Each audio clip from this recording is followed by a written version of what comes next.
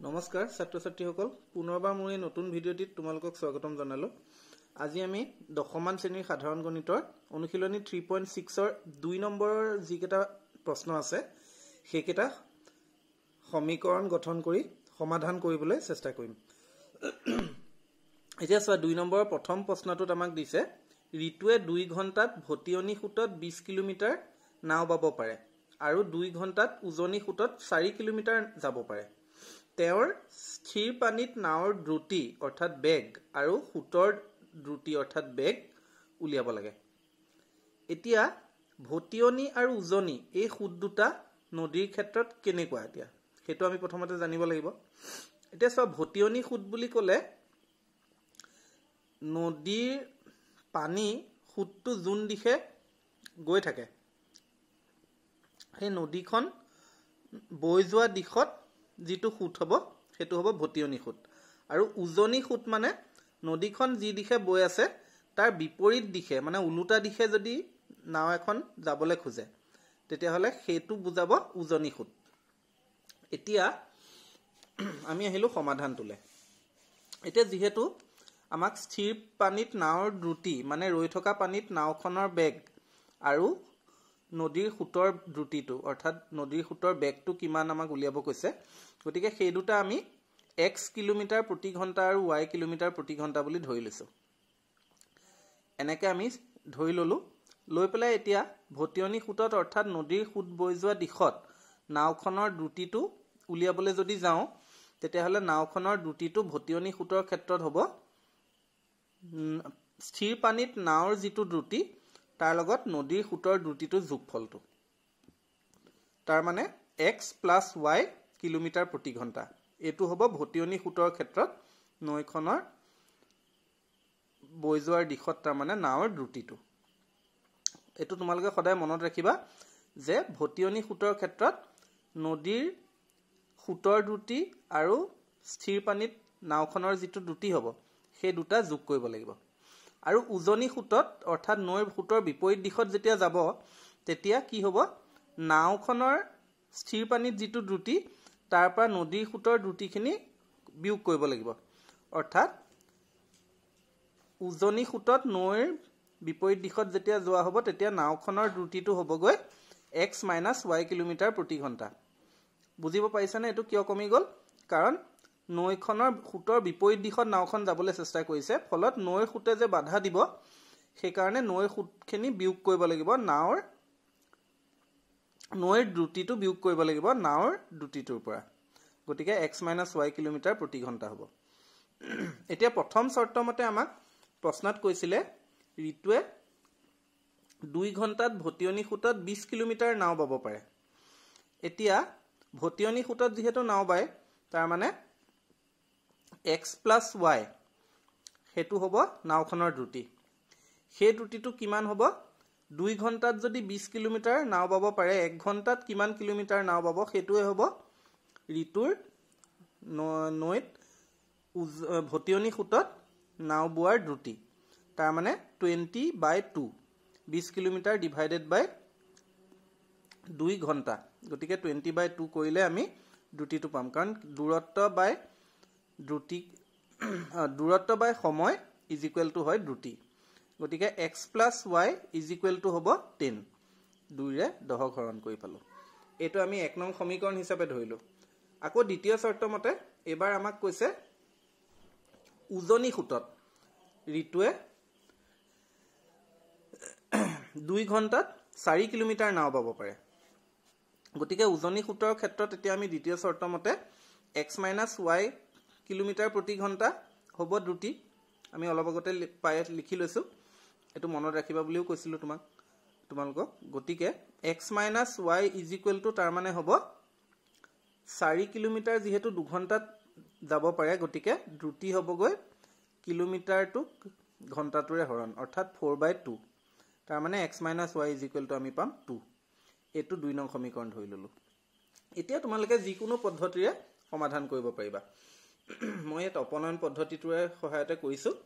এতিয়া 1 নং সমীকৰণত আৰু 2 নং সমীকৰণত দুইটাতে xৰ সহগ yৰ সহগ যদি চাওঁ, ইয়াত yৰ সহগ +1 ইয়াত হ'ব -1, গতিকে আমি এই দুটা নলওঁ। এই xৰ সহগ দুটাকে সমান বুলি ধৰি পেলাই আমি 1ৰ পৰা 2 বিয়োগ কৰি দিলে হ'ল গতিকে সমীকৰণ দুটা পাতি ললো 1 আৰু 2 তাৰপিছত বিয়োগ কৰি দিলো x - x 0 হ'ল y - y অৰ্থাৎ মাইনাছে মাইনাছে এটো প্লাস হৈ যাব y + y 2y 10 - 2 8 গতিকে 2y = 8 হলে y = আমি 8 / 2 কৰি পেলাই পাম 4 এতিয়া এই y ৰ মানটো 1 নং সমীকৰণত বহুৱাই দিলে হ'ল গতিকে 1 নংত বহুৱাই দিলে 4 + x + 4 = 10 পাবা কাৰণ x + y আছিল গতিকে y ৰ ঠাইত 4 বহুৱাই দিলো গতিকে x হ'ব 10 - 4 অৰ্থাৎ 6 তাৰ মানে আমি পালোগৈ স্থিৰ পানীত নাওখনৰ দ্ৰুতি 6 কিলোমিটাৰ প্ৰতি ঘণ্টা আৰু নদীৰ সোঁতৰ দ্ৰুতিটো হ'ব 4 কিলোমিটাৰ প্ৰতি ঘণ্টা এটো আমাৰ 2 নম্বৰ 1 নম্বৰ প্ৰশ্নটোৰ সমাধানটো এই ধৰণে কৰি উলিয়ালো তাৰ পিছত আহিছো 2 নম্বৰ প্ৰশ্নটোলে এতিয়া 2 নম্বৰ যেটো প্ৰশ্ন তাত আমাক কৈছে চোৱা দুজনী মহিলা আৰু 5 জন পুৰুষে একেলগে 4 দিনত কাপোৰত ডিজাইন কৰা কাম এটা কৰে এতিয়া এই কামটো 3 জনী মহিলা আৰু 6 জন পুৰুষে 3 দিনত শেষ কৰে এজনী মহিলাই অকলে কামটো শেষ কৰিবলৈ কিমান সময় ল'ব আৰু এজন পুৰুষে অকলে কিমান সময় ল'ব আমাক এতিয়া একেটা উলিয়াব দিছে এতিয়া ধৰি লৈছো এজনী মহিলাই অকলে আৰু এজন পুৰুষে অকলে কামটো কৰোতে লগা সময়কেটা ক্ৰমে x আৰু y গতিকে আমি এনেকে ধৰি ললো এজনী মহিলাৰ কামটো অকলে কৰোতে লগা সময় x দিন আৰু এজন পুৰুষৰ কামটো অকলে কৰোতে লগা সময় y দিন এতিয়া এটাকে এদিনত এজনী মহিলাই কামটোৰ x ভাগৰ এক অংশ সম্পূৰ্ণ কৰিব পাৰে কাৰণ মুঠ সময় যদি x দিন লাগে কামটো কৰোতে তেতিয়া হলে এদিনত x দিনৰ কামটো যেহেতু সম্পূৰ্ণ কৰে এদিনত x ভাগৰ এক অংশ সম্পূৰ্ণ কৰিব আৰু এজন পুৰুষৰ যদি সম্পূৰ্ণ কামটো কৰোতে y দিন লাগে তেতিয়া হলে এজন পুৰুষে কামটোৰ এদিনত সম্পূৰ্ণ কৰিব y ভাগৰ এক অংশ এইকেটা আমি পাম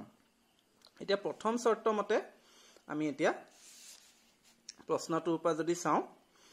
আমাক কৈছিলে যে দুজনী মহিলা আৰু 5 জন পুৰুষে একেলগে 4 দিনত কাপোৰত ডিজাইন কৰা কাম এটা কৰে তেতিয়া হলে দুজনী মহিলা আৰু 5 জন পুৰুষে 4 দিনত যদি কামটো কৰিব পাৰে তাৰ মানে প্ৰথম শৰ্ত মতে হ'ব 2 * 1/x + 5 * 1/y = 1/4 এটো কিয় 1/4 একেটা 1/x 1/y এনেকে লৈ পেলাই আমি পাইছো কাৰণ যদি এদিনত এজনী মহিলাই x ভাগৰ এক অংশ সম্পূৰ্ণ কৰিব পাৰে তেতিয়া হলে দুজনী মহিলাই এদিনত কৰিব পাৰিব 2 * 1/x অংশ ঠিক তেনেকৈ এদিনত যদি এজন পুৰুষে 1/y অংশ কাম সম্পূৰ্ণ কৰিব পাৰে তেতিয়া হলে 5 জন পুৰুষে এদিনত কৰিব 5 * 1/y অংশ আৰু এই দুইটা মুঠটো হ'বগৈ মানে 4 দিনৰ ঠাইত এদিনত যিমানখিনি কৰিব গতিকে 4 দিনত যেতিয়া কামটো সম্পূৰ্ণ কৰে বুলি কৈছিলে গতিকে এদিনত কিমান কৰিব আমি হেতু লিখিছো গতিকে 1/4 মানে 4 ভাগৰ এক অংশ কাম সম্পূৰ্ণ কৰিব এইকেটা তাৰ মানে এদিনত দুজনী মহিলা আৰু দুজন পুৰুষে কৰা কামৰ যোগফল হেতু হ'বগৈ 4 ভাগৰ এক অংশ এটো আমি 1 নং সমীকৰণ ধৰিলো আশা কৰিছো তোমালোকে এটো বুজিলা তাৰ পিছত দ্বিতীয় শৰ্ত মতে ঠিক তেনেকে 3 জনী মহিলা আৰু 6 জন পুৰুষে আমাক কৈছে কামটো 3 দিনত শেষ কৰে গতিকে এদিনত কৰিবলৈ হলে 3 জনী মহিলাৰ ইনটু 1/x প্লাস 6 জন পুৰুষ যেতিয়া 6 * 1/y = 3 ভাগৰ 1 গতিকে 1/3 এটো 2 নং সমীকৰণ এতিয়া এই দুইটাতে 1/x আৰু 1/y আমি পাইছো গতিকে একেটা u আৰু v দুটা চলকৰ নামেৰে ধৰি ললো ধৰিলৈ আমি সমীকৰণ দুটাৰ ৰূপকেটা সলনি কৰি দিলে পাম 2 * u + 5 * v = 1/4 2u + 5v = 1/4 প্ৰথম সমীকৰণটো পালো তাৰ পৰা আমি এতিয়া 4 এপিনে লৈ আহিলে 2u আৰু 5v দুইটাৰ লগত পূৰণ কৰি দিম কৰিলে আমি এটো পাম 8u 4 * 5v কৰি পেলাই পাম 20v = এপিনে থাকি গল 1 সমীকৰণ 3 ধৰিলো এটো তাৰ পিছত আকৌ সেই 1/x আৰু 1/y মানকেটা 2 নম্বৰ সমীকৰণটোত বহুৱাই দিলে তাৰ ৰূপটো সলনি হৈ পেলাই হ'ব 3u + 6v = 1/3 ইয়াতো ঠিক তেনেকে 3 টো এফালে লৈ আহিলে 3u আৰু 6v ৰ লগত পূৰণ হৈ যাব গতিকে 9u + 18v = 1 পাবা এটো ধৰি লবা সমীকৰণ 4 এতিয়া যিকোনো পদ্ধতিৰে কৰিবা পাৰিবা মই অপনয়নটোকে লৈছো ইয়াত গতিকে সমীকৰণ 3 আৰু সমীকৰণ 4 যদি চাও ইয়াত ইউৰ সহগ 8 ইয়াত ইউৰ সহগ 9 গতিকে এই দুটা যদি সমান কৰিব বিচাৰো যত ইউৰ সহগ 8 আছে অৰ্থাৎ 3 নং সমীকৰণটোক মই 9 ৰে পূৰণ কৰি দিম আৰু যত ইউৰ সহগ 9 আছে হেতুক 8 ৰে পূৰণ কৰিম তেতিয়া 9 * 8 এটো হ'ব 72 ইয়াতো 8 * 9 কৰিলে এটো হ'ব 72 তাৰ মানে ইউৰ সহগ কেটা আমি সমান কৰিব বিচাৰিছো তেতিয়া সমীকৰণ 3 লগত 9 পূৰণ কৰি দিলো গতিকে পাম 72u প্লাস ইয়াৰ লগত 8 পূৰণ হ'ব 9 পূৰণ হ'ব নহয় গতিকে 180v = 9 কাৰণ ইয়াত আছিল 1 ঠিক তেনেকৈ 8 * সমীকৰণ 4 কৰিলে আমি পাম 72u plus 144v = 8 কাৰণ 18v আৰু 1 ৰ লগতো 8 পূৰণ হৈ গৈছে এটা বিয়োগ কৰি দিলে 72u মাইনাস হৈ গল 0 180v ৰ পৰা 144v বিয়োগ কৰিলে আমাৰ পাম 36v = 9 - 8 হলে 1 গতিকে v ৰ মানটো হ'ব 1/36 এতিয়া এই মানটো নি পেলাই যিকোনো এটাত বহুৱাই দিলে হল মই 4 তে বহুৱাই দিছো তে 4 নং সমীকৰণত বহুৱাই দিলে আমি পাম 9u + 18 * 1/36 কাৰণ v মান 1/36 ওলাইছে = 1 তাৰ পিছত 18 এৰে 36ক কাটিলে 2 হ'ব গতিকে তাৰ মানে এটো 1/2 থাকিব কাৰণ 2টোত 36 তলতহে আছিল কটাত 2 তলত আছে গতিকে 9u + 1/2 এটো ভগ্নাংশ হিচাপে পালো = 1 তাৰ মানে আমাৰ হ'বগৈ 9u = 1/2 কাৰণ 1/2 টো ইপিনলৈ আনিলে মাইনাস হৈ যাব 1 ৰ পৰা গতিকে 1 ৰ পৰা আধা বিয়োগ কৰিলে আধাই থাকে গতিকে 1/2 থাকিলে তাৰ মানে 9u যদি 1/2 হয় u হ'ব 1/18 অৰ্থাৎ 9 টো ইপিনে আনিলে তলত আহি যাব 2 লগত পূৰণ হৈ যাব গতিকে 9 * 2 হৈ পেলাই তলত পাবা 18 ওপৰত টো 1 টো আছে গতিকে 1/18 আমি পাম u ৰ মান এতিয়া u আৰু v আমি পাই গলো তেতিয়া হলে x আৰু y উলিয়াবলৈহে আছে আৰু এখিনি আমি এতিয়া সহজতে পাই যাম তেতিয়া হলে u মানে যেহেতু 1/18 আছিলে সো u মানে আছিলে 1/18 আৰু v মানে আছিলে 1/36 u কাক ধৰা হৈছিলে 1/x 1/x যদি 1/18 হয় x হ'ব 18 আৰু v মানে আছিলে আমাৰ 1/y গতিকে 1/y = 1/36 হলে y = 36 তাৰ মানে এজনী মহিলাৰ কামটো অকলে কৰোতে লাগে 18 দিন আৰু এজন পুৰুষৰ কামটো অকলে কৰোতে লাগে 36 দিন এই দুটা আমি প্ৰশ্নটোৰ উত্তৰ পালো ইয়াৰ পিছত এতিয়া আমি ইয়াৰ 3 নম্বৰৰ যেটো প্ৰশ্ন সেই প্ৰশ্নটোলৈ আহো 3 নম্বৰ প্ৰশ্নটোত আমাক কৈছে চোৱা গীতুৱে তেওঁৰ ঘৰলৈ 300 কিলোমিটাৰ পথৰ এক অংশ ৰেল গাড়ীৰে আৰু এক অংশ বাছেৰে ভ্ৰমণ কৰে তেওঁ 60 কিলোমিটাৰ ৰেল গাড়ীৰে আৰু বাকিখিনি যদি বাছেৰে যাওঁতে যায় তেতিয়া হলে তেওঁৰ সময় লাগে 4 ঘণ্টা তেওঁক 10 মিনিট বেছি লাগে যদি তেওঁ 100 কিলোমিটাৰ ৰেল গাড়ীৰে আৰু বাকিখিনি বাছেৰে যায় এতিয়া ৰেলখনৰ দ্ৰুতি আৰু বাছৰ দ্ৰুতি আমাক উলিয়াবলৈ কৈছে অৰ্থাৎ ৰেলৰ বেগ আৰু বাছৰ বেগ এতিয়া গীতুৱে মুঠ কিমান কিলোমিটাৰ ভ্ৰমণ কৰে 300 কিলোমিটাৰ চোৱা গতিকে তাৰ এটা অংশ 60 কিলোমিটাৰ তেওঁ ৰেলেৰে যায় যদি 60 কিলোমিটাৰ ৰেলেৰে যায় বাকি কিমান থাকিব 300 ৰ পৰা 60 মাইনাস কৰিব লাগিব সেইখিনি যাব অৰ্থাৎ 240 কিলোমিটাৰ যাব বাছেৰে তেতিয়া তেওঁৰ সময় লাগে 4 ঘণ্টা এতিয়া আমি ৰেলৰ দ্ৰুতিটো আৰু বাছৰ দ্ৰুতিটো প্ৰথমতে ধৰি লওঁ তে সমাধানটোলৈ আহিছো ইয়াত আমি প্ৰথমতে ধৰি লম যে ৰেলখনৰ দ্ৰুতি x কিলোমিটাৰ প্ৰতি ঘণ্টা আৰু বাছৰ দ্ৰুতি y কিলোমিটাৰ প্ৰতি ঘণ্টা এতিয়া আমি জানো যে সময় অৰ্থাৎ দূৰত্ব ডিভাইডেড বাই দ্ৰুতি এতিয়া প্ৰথম শৰ্ত মতে চোৱা কৈছিল যে 60 কিলোমিটাৰ তেওঁ ৰেল গাড়ীৰে আৰু বাকিখিনি বাছেৰে যাওঁতে 4 ঘণ্টা সময় লয় অৰ্থাৎ আমি ইয়াত অংকটো সময়ৰ হিচাপত কৰিব লাগিব তেতিয়া হলে 60 কিলোমিটাৰ ৰেলেৰে যায় অৰ্থাৎ সময়টো হ'ব 60/x